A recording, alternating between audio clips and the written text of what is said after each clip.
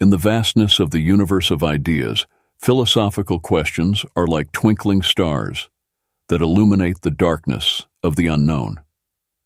Amidst this intellectual spectacle, C.S. Lewis's 37 phrases emerge as constellations of insight and inquiry, inviting us to explore the deepest mysteries of human existence.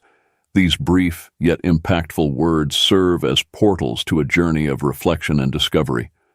What do these phrases reveal about the nature of truth, morality, and life itself?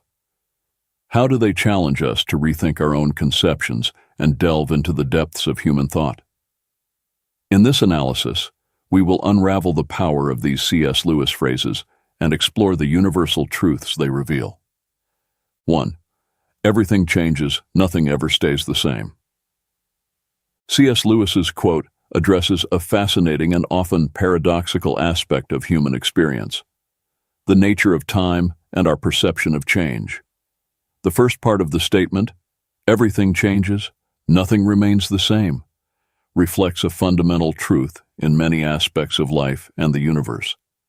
From the laws of physics, which show that the universe is in a constant state of change and evolution, to transformations in society, technology, and our personal lives, change is a constant.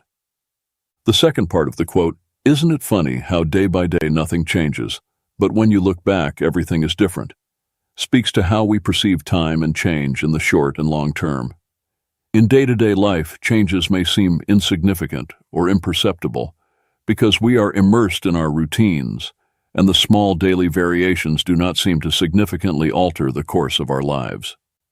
2. There are far, far better things ahead than the ones you leave behind.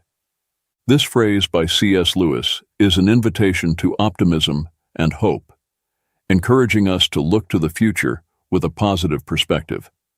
The central idea is that, regardless of the losses or challenges we face, the future holds possibilities and joys that surpass what has been left behind. This thought can be particularly comforting in times of transition or loss, reminding us that closing one chapter in our lives makes room for the beginning of another, potentially more rewarding and enriching one. Lewis, with this statement, also touches on the transitory nature of life and the importance of not clinging excessively to the past or material things. Excessive attachment to what has been can prevent us from fully embracing new opportunities and experiences. The idea that the best is yet to come serves as a reminder to keep our minds and hearts open to the infinite possibilities the future holds. 3. Nothing in life ours to keep. This idea can be interpreted in various ways. In a material sense, it suggests that generosity and the act of sharing with others can enrich our own life experience, providing a sense of satisfaction and purpose that simple accumulation of material goods cannot offer. On a deeper level, it can be argued that only through generosity and altruism can we truly experience the richness of life, as it is in giving that we receive. Furthermore, Lewis may be touching on a broader spiritual or philosophical truth, where true freedom and fulfillment come from transcending selfishness and excessive attachment to worldly things. By opening ourselves to others and connecting to something greater than ourselves, we can find a sense of possession and belonging that is deeper and more enduring. 4. Give up yourself, and you will find your real self. This concept, often explored in spiritual and philosophical contexts, suggests that the true essence of who we are can only be found when we abandon the ego, superficial desires, and pretensions. Lewis is encouraging us to look beyond the layers of identity constructed by society, expectations, and our own ego. By giving up yourself, he refers to the act of setting aside these superficial layers to discover the true self that resides on a deeper level. This implies a process of detachment from material desires, selfish ambitions, and the relentless pursuit of external approval in order to connect with more authentic and enduring values. 5. Don't doubt your value. Don't run from who you are. Lewis suggests that our existence and essence have immense value simply because we are divine creations, regardless of how we compare ourselves to others or the ideals we may hold. This perspective invites us to recognize and value our own uniqueness and the unique contribution we can offer to the world. Furthermore, by stating, "Don't run from who you are," Lewis is encouraging us to confront and embrace our true nature, with all its imperfections and beauties. He suggests that authenticity and self-acceptance are essential for living a full and meaningful life. This acceptance is not just about recognizing our qualities, but also embracing our flaws and limitations, understanding that they are part of what makes us unique. 6. If you find in yourself desires which nothing in this world can satisfy, the only logical explanation is that you were made for another world. Lewis addresses the sensation, often experienced by many, that there is a kind of emptiness or longing within us that worldly joys and satisfactions cannot completely fill. This perception can lead to the conclusion that such insatiable desires point to a reality or existence beyond what is known and experienced in this physical world. The idea that we were made for another world suggests that human existence has a purpose and a meaning that extend beyond everyday life and earthly experiences. This view is rooted in many spiritual and religious traditions, which see life on earth as a journey or preparation for a higher or spiritual reality. 7. You don't have a soul. You are a soul. You have a body. Lewis is challenging the common perception that often prioritizes the physical and material, redefining human identity in a way that places the soul, or the spiritual essence, at the center. By stating that you are a soul, Lewis highlights the primacy and eternal importance of the soul compared to the physical body, which is temporary and transient. This view echoes many religious and philosophical traditions that see the body as a temporary vessel for the soul, which is the true essence of being. The idea that each of you will still be alive after the dissolution of the physical universe speaks to the belief in the continuity of the soul's existence beyond physical death. Lewis suggests that the true essence of who we are transcends the limitations of time and physical space, pointing to a spiritual reality that is eternal and unchanging. 8. Don't shine so others can see you. Shine so that, through you, others can see God. This idea is deeply rooted in the Christian notion of testimony, where an individual's life is seen as a mirror or a beacon that reflects God's light to the world. Instead of seeking personal glory, Lewis suggests that we should aspire to live in such a way that our actions, words, and even our presence allow others to glimpse divinity, goodness, and truth that transcend our individual existence. This perspective shifts the focus from the self to the other and ultimately to the divine, promoting a way of living that is marked by generosity, service, and authenticity. By shining not for our own enhancement, but to illuminate the path to God, we are called to an existence that values humility and altruism, recognizing that our greatest contribution may be to facilitate others in finding their own connection to the sacred. 9. Hardships often prepare ordinary people for an extraordinary destiny. Lewis suggests that challenges and adversities are not mere meaningless obstacles, but rather instruments of growth and preparation. Difficulties have the potential to transform us, shaping our character and refining our virtues in ways that prosperity and ease simply cannot. This process of growth through adversity is often what prepares us to take on larger roles and responsibilities, leading us to destinies that far surpass our initial circumstances. By mentioning that God allows these experiences of low points, Lewis is touching on the notion that there is a divine order and purpose behind life's events, even those that seem negative at first glance. The lessons learned through adversity are seen as essential to our spiritual and personal development, teaching us perseverance, compassion, humility, and dependence on a force greater than ourselves. The idea that God does not make anyone wait unless it is good for him to wait reflects a view that God's timing is perfect, even if we do not immediately understand it.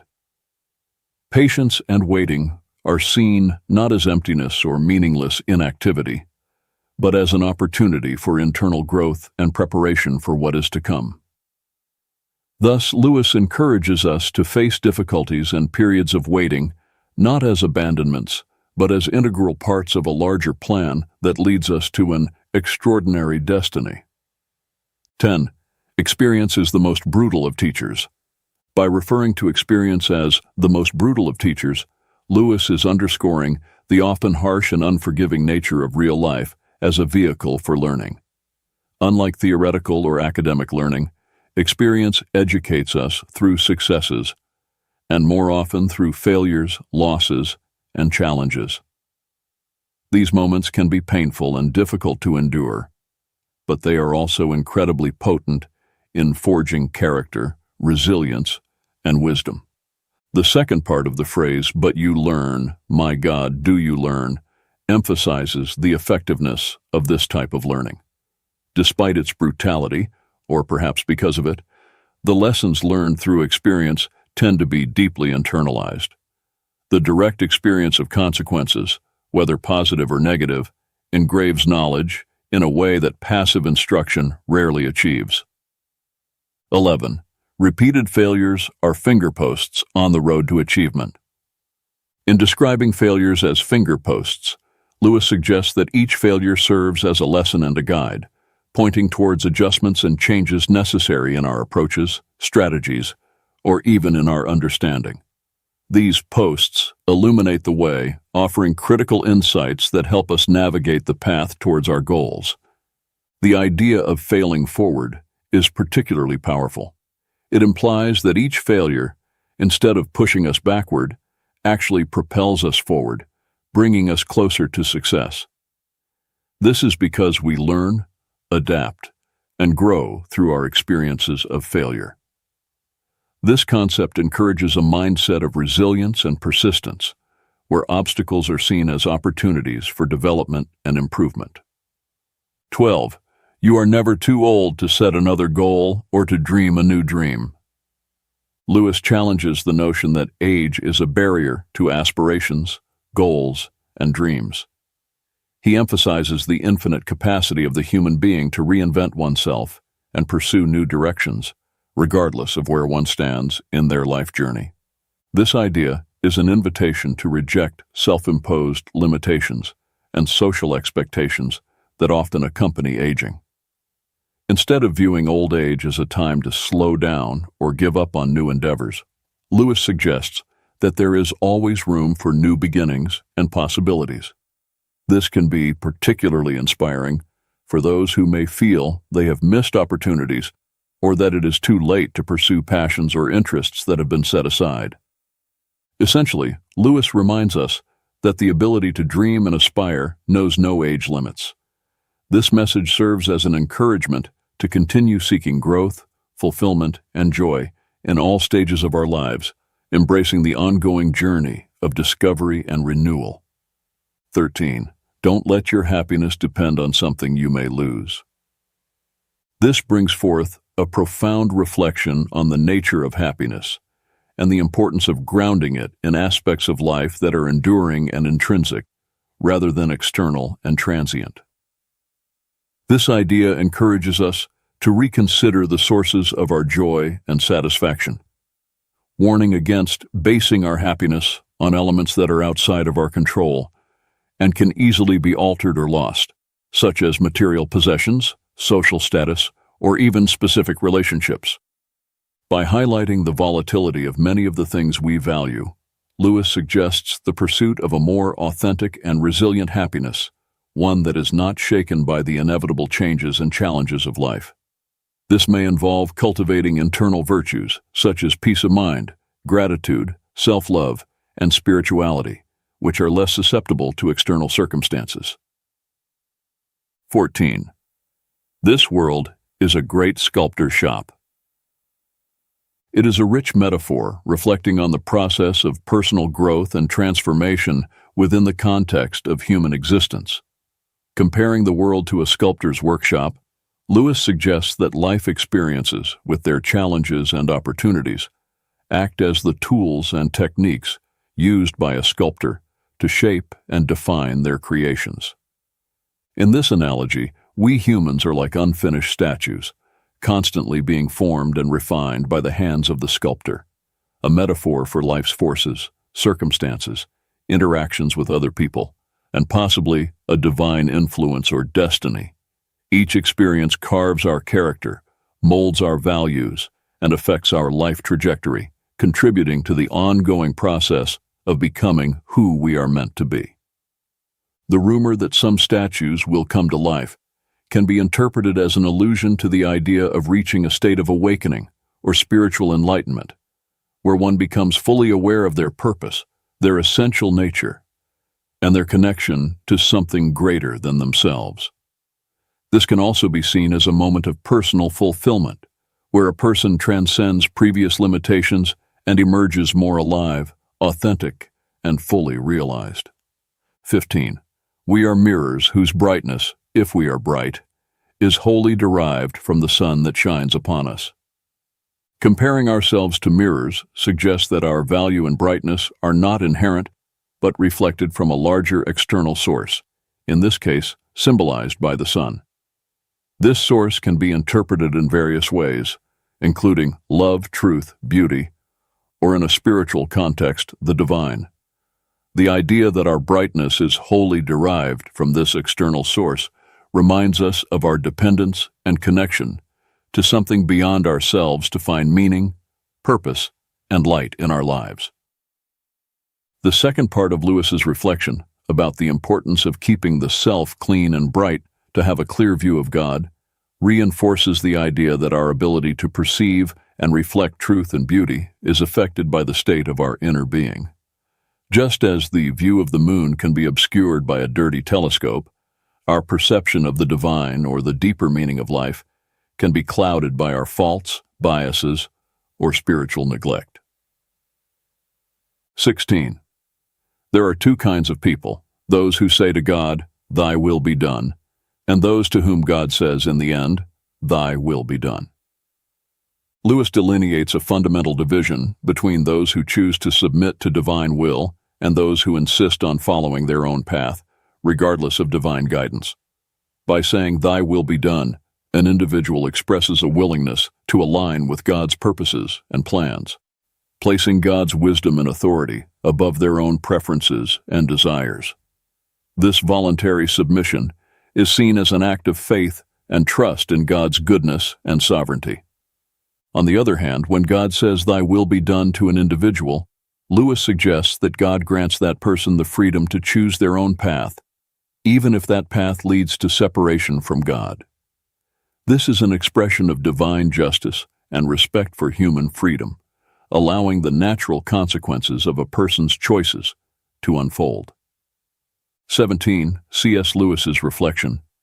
I have no duty to be anyone's friend, and no man in the world has a duty to be mine. No claims, no shadow of necessity. Friendship is unnecessary, like philosophy, like art, like the universe itself, for God did not need to create. It has no survival value. Rather, it is one of those things which give value to survival, addresses the nature and value of friendship in a deeply contemplative manner. Lewis is highlighting that friendship, unlike basic needs such as food and shelter, is not essential for our physical survival. However, he argues that it is precisely this unnecessariness that elevates friendship, philosophy, art, and the universe to something that transcends mere functionality or utility. Friendship is valued not for its usefulness, but for its ability to enrich the human experience, adding a layer of meaning, joy, and depth to life that goes beyond mere survival. By stating that there is no duty in friendship, Lewis also suggests that true relationships should not be based on obligations or expectations, but rather on a free and mutual choice to share life, thoughts, and moments. This underscores authenticity and voluntariness as essential aspects of meaningful friendships. The comparison with God's creation of the universe serves to illustrate the idea that the intrinsic value of something may lie in its beauty, complexity, and ability to inspire, rather than in its functional necessity. Thus, Lewis leads us to appreciate friendship and, by extension, art, philosophy, and the universe as gifts that enrich our existence, making life not only bearable, but deeply valuable. 18. You will never make a good impression on other people until you stop thinking about what sort of impression you are making. Lewis suggests that conscious effort to shape how we are seen often has the opposite effect, leading to a perception of inauthenticity or excessive effort. This reflection encourages us to adopt a more genuine and less calculated approach in social interactions. When concern about the impression we are making is replaced by authenticity and being present in the moment, we are more likely to truly connect with others. This is because authenticity promotes an openness and vulnerability that are essential for meaningful human relationships. Additionally, excessive concern about image can distract us from listening and engaging meaningfully with others, as we are more focused on how we are being perceived than on the interaction itself. By releasing the need to control others' perception, we make space to be ourselves, which is often more attractive and impressive than any carefully constructed persona. 19. To love at all is to be vulnerable. Lewis highlights that the act of loving inherently involves the risk of pain and loss because opening the heart to others, whether to people, animals, or even passions, exposes us to the possibility of being hurt. However, he argues that the only way to completely avoid this pain, by isolating oneself and protecting the heart from any emotional involvement, comes at a much higher cost. By doing so, the heart, while safe from pain, also becomes isolated from any form of true love and consequently from one of the most enriching experiences of human life. The paradox presented by Lewis is that in attempting to shield the heart from any harm by making it unbreakable and impenetrable, we actually render it unredeemable. This suggests that a heart never exposed to the risk of love loses its ability to love and be loved, becoming hardened and insensitive. 20. What draws people to be friends is that they see the same truth. Highlights the importance of intellectual and spiritual connections in forming deep and meaningful friendships.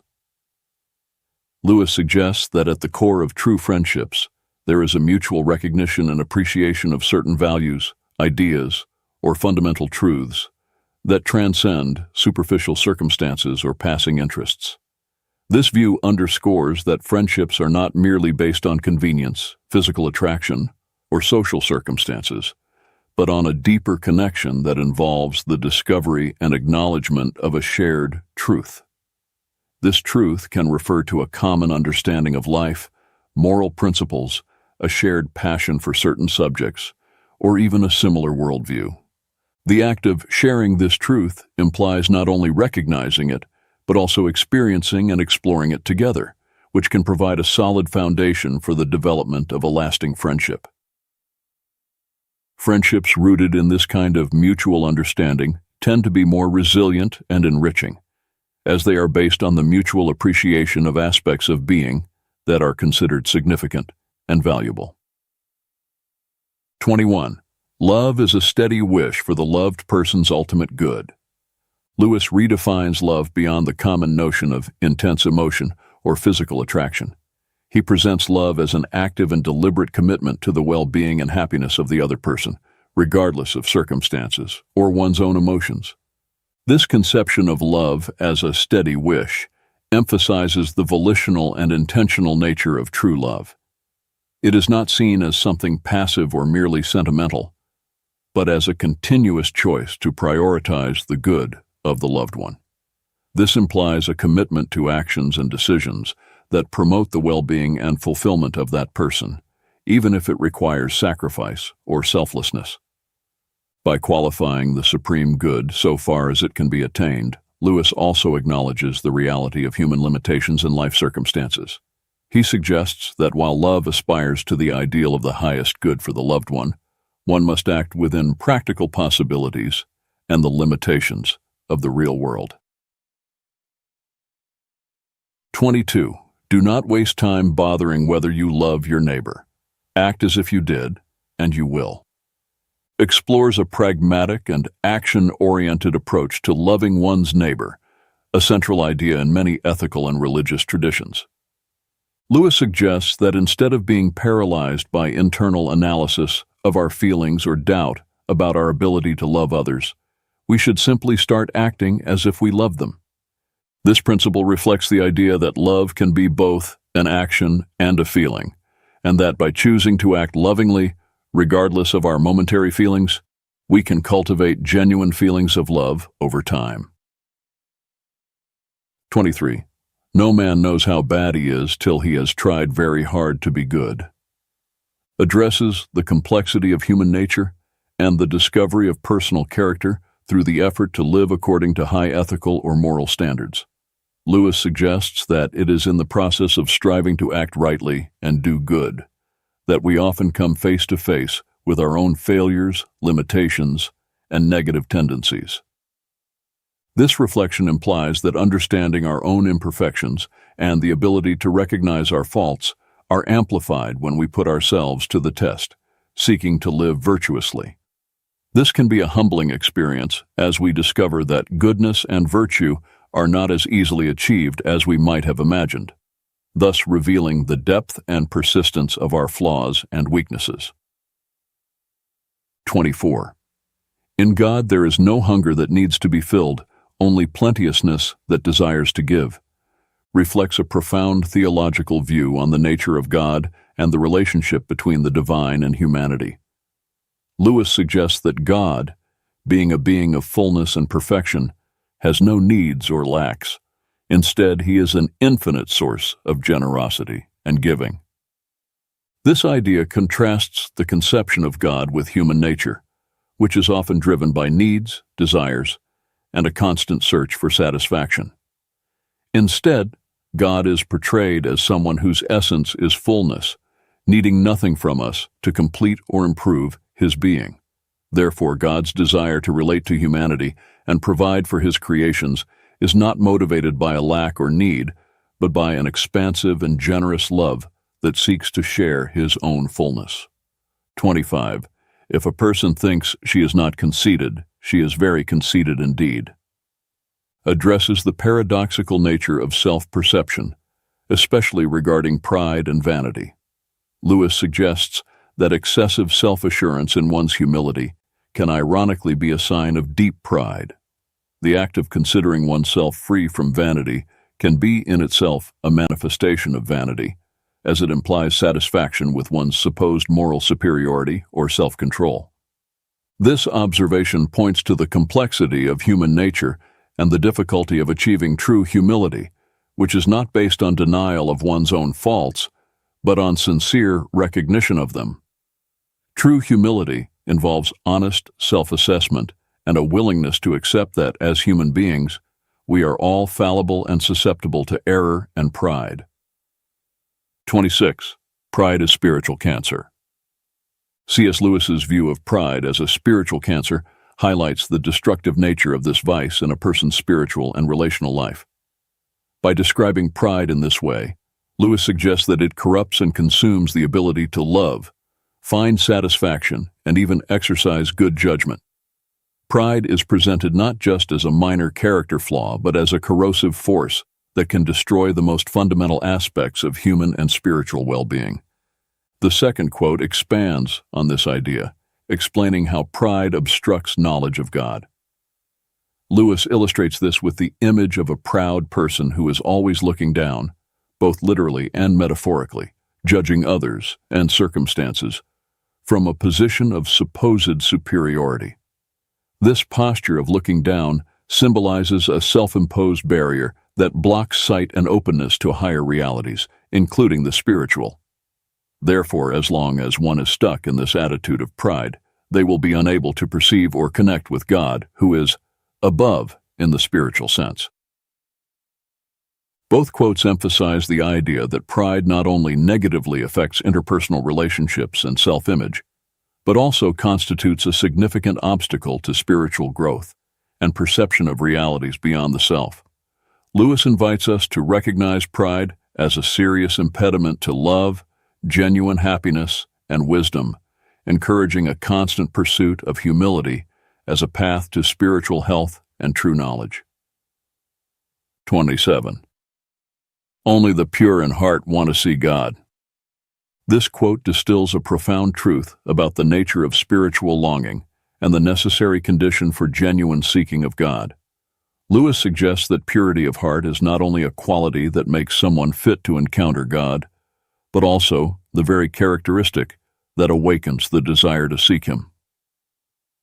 Purity of heart can be understood as a cleansing of intentions, an absence of falsehood or duplicity, and a sincerity in the pursuit of truth and good. This purity involves an orientation of the being toward what is genuine and good, free from the distortions of selfishness, pride, and disordered passions that can obscure spiritual vision and deflect the quest for truth. By stating that only the pure in heart desire to see God, Lewis is highlighting the idea that the desire to know and draw near to the divine requires a certain inner disposition characterized by purity and sincerity. This implies that the spiritual journey toward God begins with an inner work of purification and alignment of the desires of the heart with spiritual values. 28. Human history is the long, terrible story of man trying to find something other than God which will make him happy. C.S. Lewis's statements about human pursuit of happiness outside of God reflect a deep critique of the nature of human aspirations and endeavors throughout history. Lewis suggests that the relentless quest for satisfaction in earthly things, whether wealth, power, pleasure, or status, is futile, as true happiness and peace cannot be found apart from God. God cannot give us a happiness and peace apart from Himself, because it is not there. This assertion highlights the view that any attempt to find lasting contentment outside of a relationship with the divine is doomed to failure, as the true source of peace and joy resides in God. To what will you look for help if you will not look to that which is stronger than yourself? This rhetorical question invites reflection on the need to seek support and guidance in a force greater than our own limited human capacity, suggesting that reliance on purely human resources or solutions is insufficient to address life's fundamental challenges. All that we call human history, money, poverty, ambition, war, prostitution, classes, empires, slavery, is the long, terrible story of man trying to find something other than God which will make him happy. This observation about human history as a series of failed attempts to find satisfaction in earthly substitutes for God underscores the view that many human endeavors and conflicts stem from a misguided search for meaning and contentment. Together, these reflections by Lewis challenge us to reconsider the sources in which we seek happiness and purpose, encouraging a reorientation toward spiritual values and a deeper relationship with the divine as the path to true satisfaction and peace. 29. Forgiving does not mean excusing. This quote distinguishes two fundamental attitudes toward dealing with offenses or mistakes. By stating that forgiveness does not equate to excuse, Lewis highlights the importance of acknowledging the seriousness and reality of an offense without allowing it to perpetuate resentment or hostility.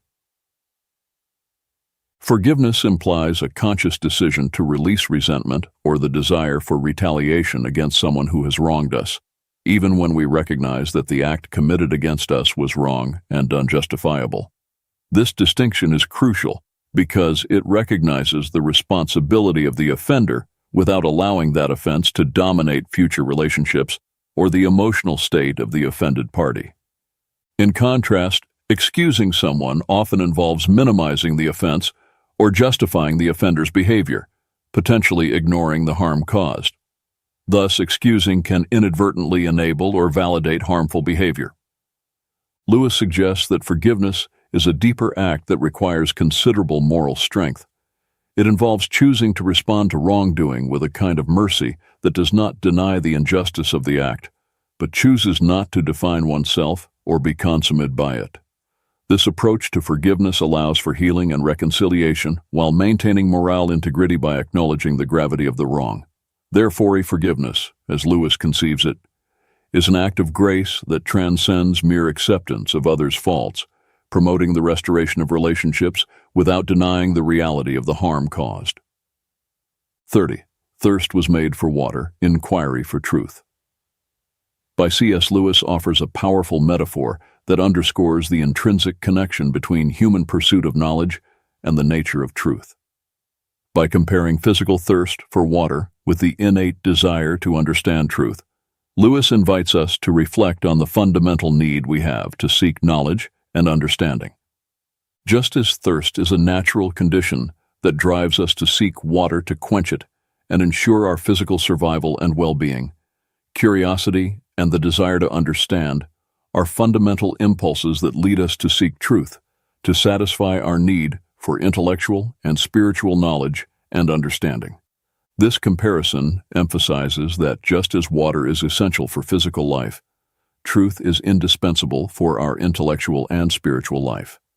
Just as our bodies are designed to seek and consume water to maintain their health and proper functioning, our minds are naturally inclined to question, explore, and seek understanding to grow and thrive intellectually. 31. Faith is the art of holding on to things your reason has once accepted, in spite of your changing moods. This phrase by C.S. Lewis offers a profound understanding of faith that transcends mere emotional or irrational belief. Lewis suggests that true faith involves a continuous commitment to convictions and truths that have been accepted by reason, even when emotions or circumstances may try to sway us. This conception of faith highlights its active and deliberate nature, not as a passive state of acceptance, but as a constant exercise of will and discipline. By defining faith as the art of staying firm, Lewis implies that it requires practice, skill, and conscious effort to sustain beliefs in the face of doubt, fear, or uncertainty that may arise with fluctuations in our emotional states or changes in life circumstances. By emphasizing that faith is based on things reason once accepted, Lewis is also rejecting the notion that faith and reason are mutually exclusive. Instead, he proposes that authentic faith has its roots in rational and conscious understanding, and that maintaining this faith requires a continuous and deliberate return to these rational principles, especially when challenged by ever-changing moods. 32. We meet no ordinary people in our lives.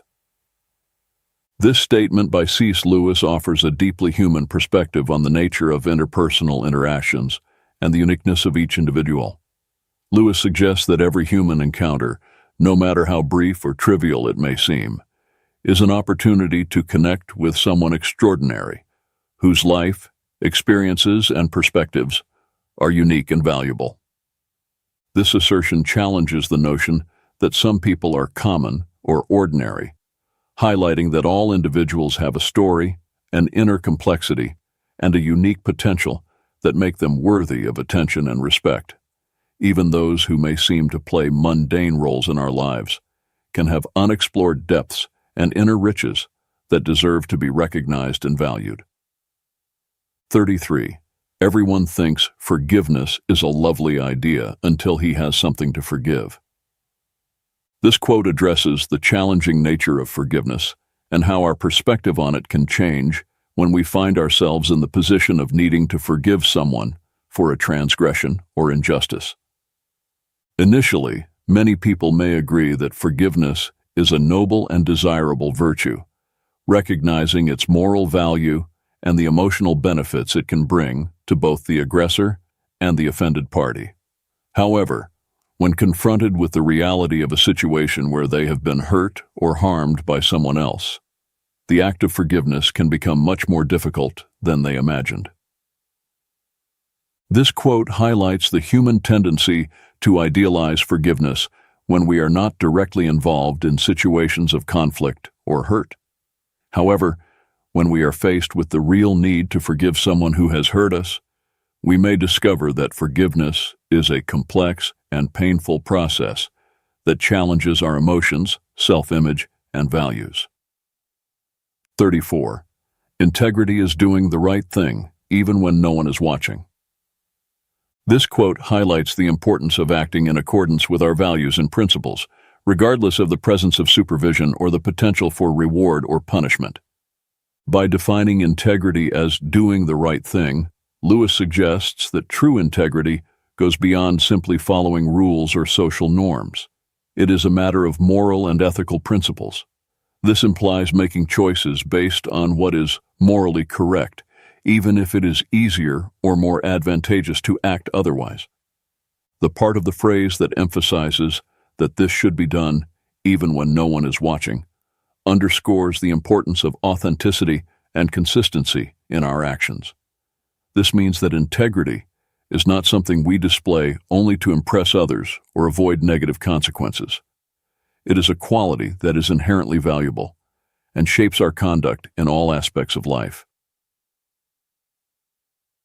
35. Children are not a distraction from more important work. They are the most important work. This quote emphasizes the priority and significance of caring for and raising children in a person's life. In doing so, Lewis highlights the responsibility and privilege that parents have to shape and influence the development and future of their children. This statement challenges the common notion that caring for children is merely a secondary part or an obligation that competes with other activities considered more important or meaningful. Instead, Lewis argues that children are not a distraction, but rather the central focus and primary responsibility of any adult who takes on the role of a father or mother.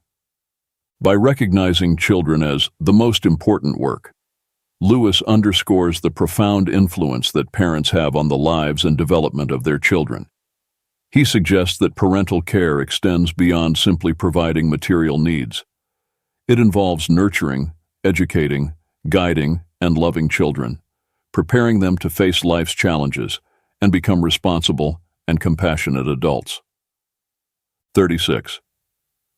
A children's story that can only be enjoyed by children is not a good children's story.